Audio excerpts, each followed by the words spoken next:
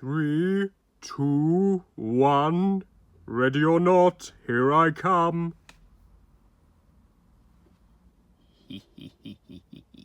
I bring Sutek's gift of hide-and-seek championship to all human life.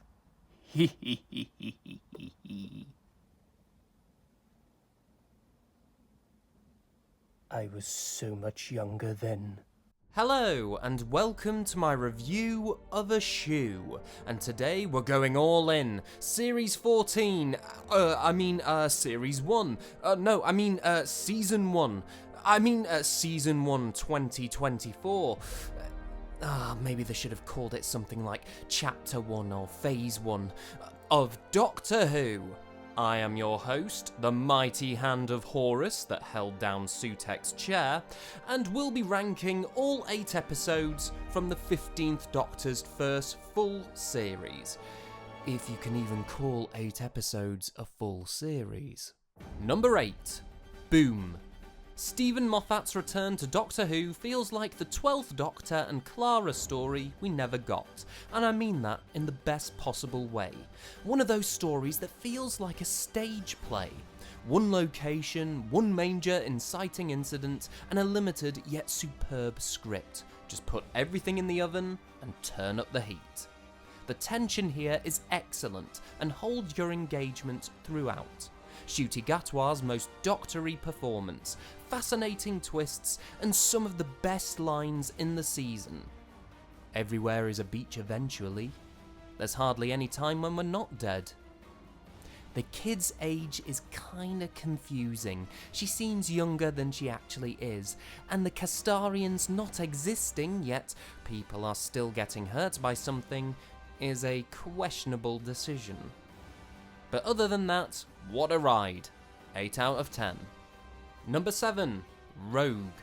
Schalke Doctor is canon, so it's great.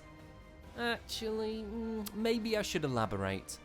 Great atmosphere and villains. The cosplayers of death. What a fun and meta idea. Certainly a fresh and relatable one, especially for us Who fans. Or should I say, Who fans? Get it? Because they're our... Anyway, Jonathan Groff and Ncuti Gatwa really sell the romance. They're sweet, funny, and a joy to behold. Indira Varma steals the show, just yucking it up as the shoulder leader, and the drama is visceral. Ruby feels oddly sidelined, which is a shame. However, she makes up for it with lots of fun moments and charming resourcefulness. Here's hoping this isn't the end for Rogue. 7 out of 10. Number 6. Space Babies. Alright, shoot me, I actually liked this one. Camp as hell, but so much fun. The series tagline, Your Cosmic Joyride awaits, feels so apt here.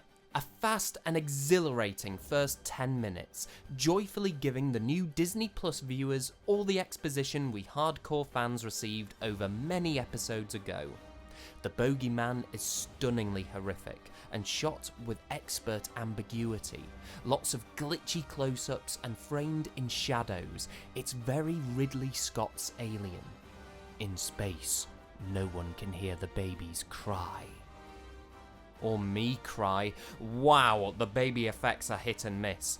The captain is okay and shares a lovely scene with Ncuti, and the episode's on-set crew do an amazing job directing the babies.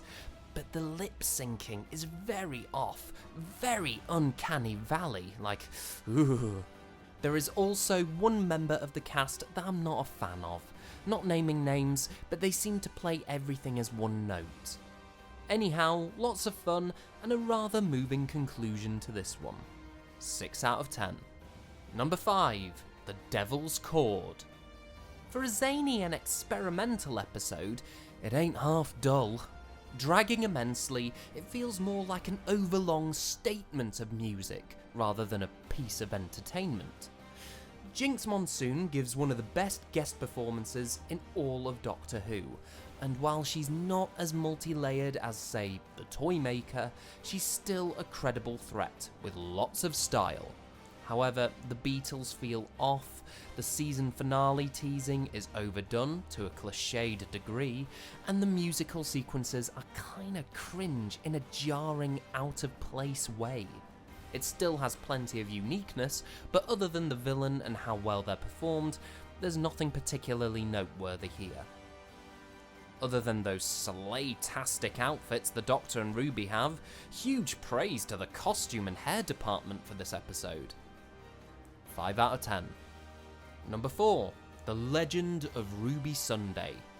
Imagine the last 10 minutes of Utopia, but stretched to 45 minutes.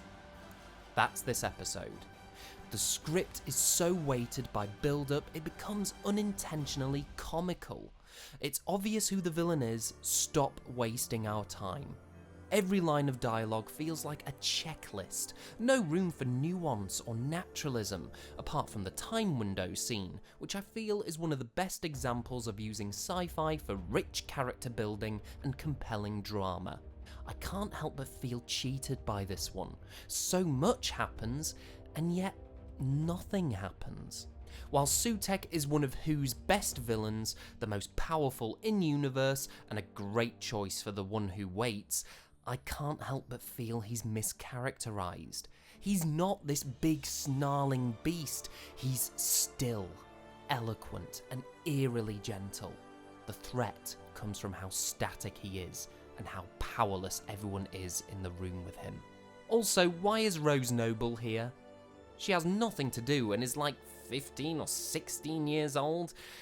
Yeah, she's a bit young to be working for UNIT, isn't she? Come to think of it, Morris is. He's 13 and they're giving him firearms in the next episode? Oh gosh.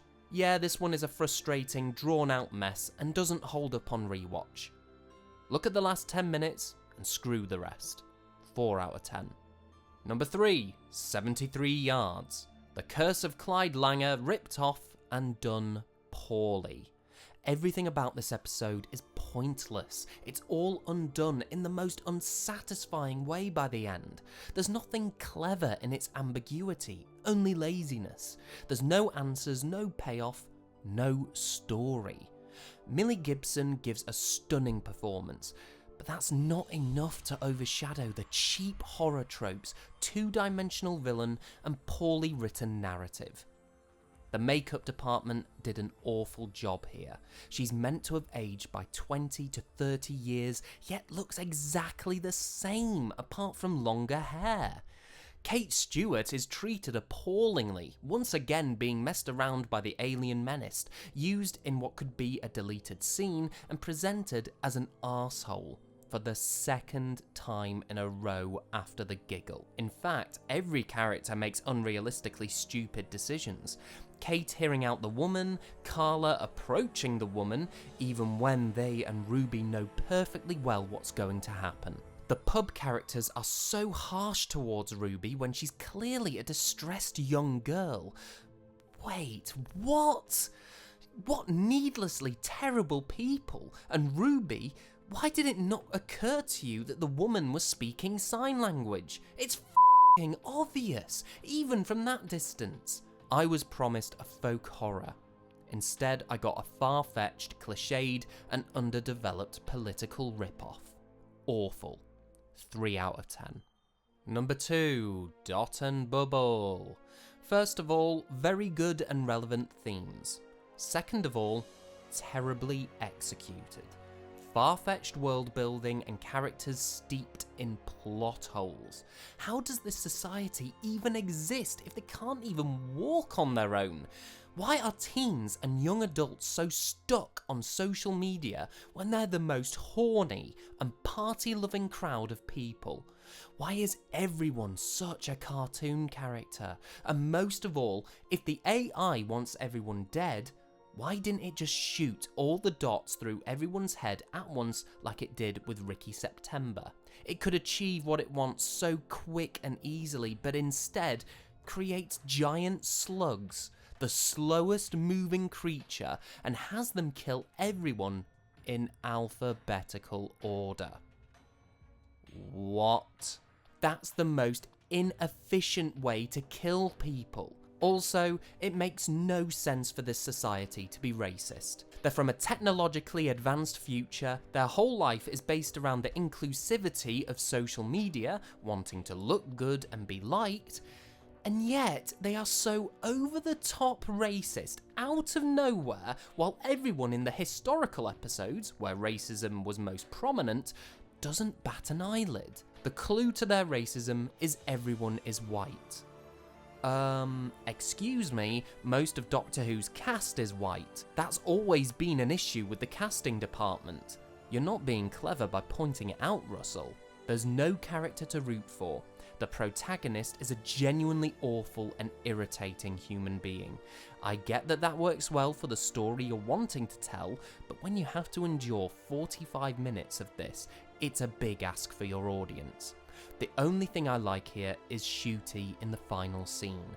I love that his doctor, despite being unfairly frowned upon because of his skin colour, states, "I don't care what you think of me, just let me save your lives."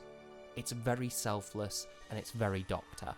This episode's mature themes are ruined by questionable choices, plot holes, and being ridiculed by unrealistic caricatures.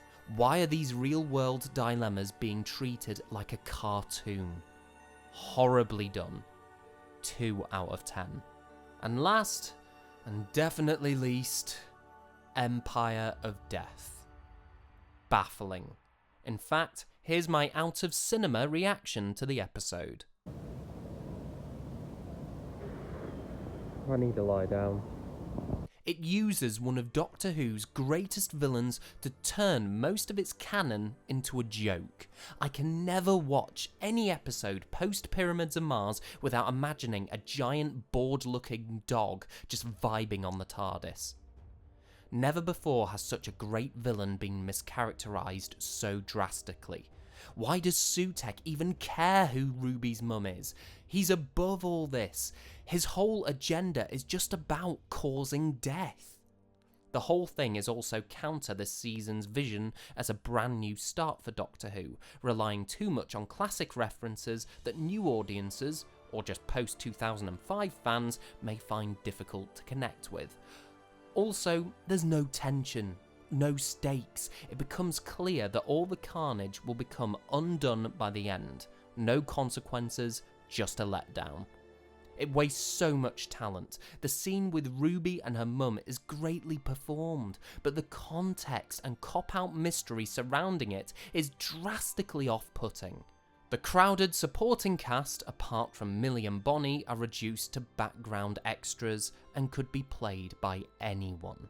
In addition to the brilliantly acted ending, I do like the Dust of Death as it harkens back to Pyramids of Mars. Where I tread I leave nothing but dust and darkness. And I also like the visual of Mel heroically motorcycling the Doctor away from the dust. But all these moments are few and far between and overshadowed by some of the worst storyline decisions I've ever known in this show. It's total crap. Take a cue from the characters in this episode and just watch Pyramids of Mars on iPlayer, which is also a very laughable visual in this episode. 2 out of 10. In conclusion, while this season's heart is in the right place and all the best components are present, the writing is completely off. It cuts corners, is full of cop-outs, and tries too hard to push boundaries. There's a sense it thinks it's cleverer than it actually is, and is trying to steer away from traditional Doctor Who tropes as much as possible. What's wrong with Doctor Who just being Doctor Who? It needed more episodes, more time to flesh out its characters, and just more of the Doctor.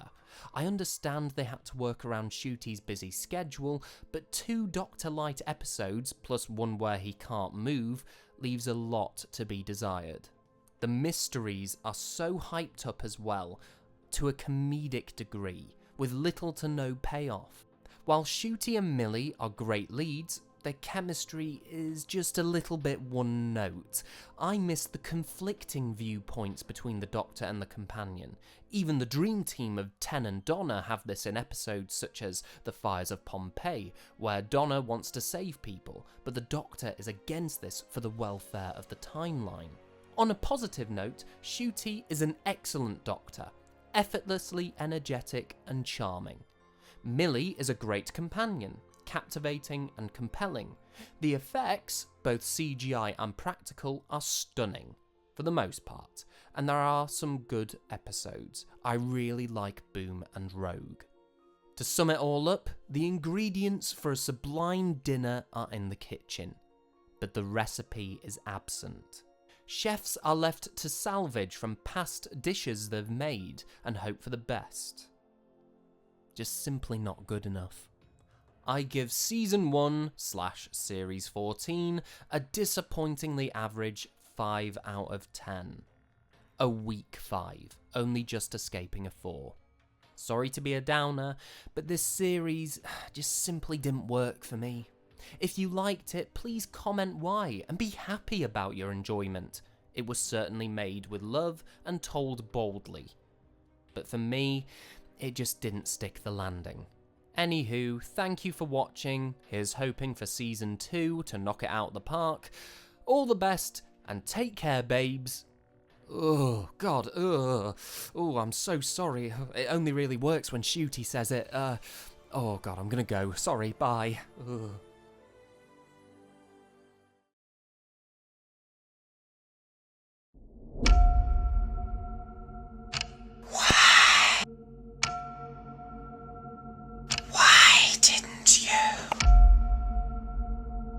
Save me. Why didn't you save me? Is anyone there? I've clearly been brought here by something. On purpose. They created to infect us. To kill us. Am I going to die? I'm sorry. How can you end something when you don't know you've even started it? I came to the future, to this nightmare. Why didn't you save me? I can't save you!